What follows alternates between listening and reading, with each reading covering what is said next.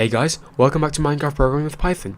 So in the previous videos, you've learned how to create a variable and assign a value to it.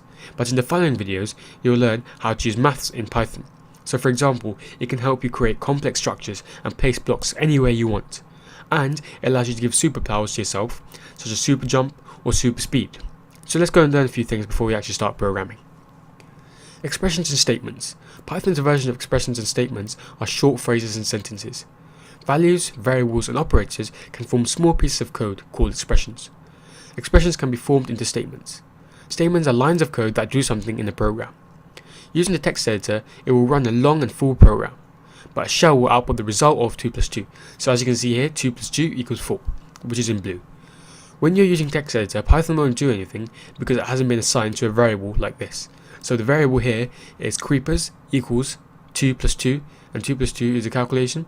So once you print creepers, it will print 2 plus 2, which is essentially 4, and it will calculate that for you. Operators. Mathematical operators are used to change and combine numbers.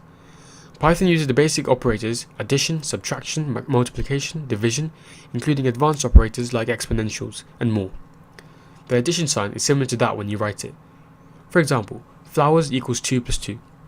Python works out the result of the expression on the right, so that will be 4, of the equal sign, and assigns it to the variable on the left, which is the flowers. So the variable flowers has the value 4 now. So this was a quick video just to give you an insight or a heads up to what's coming up in the upcoming videos. So it allows you to quickly just prepare yourself, I guess. And we were using a lot of these operators and statements and expressions in the following videos, but I hope you enjoyed this one.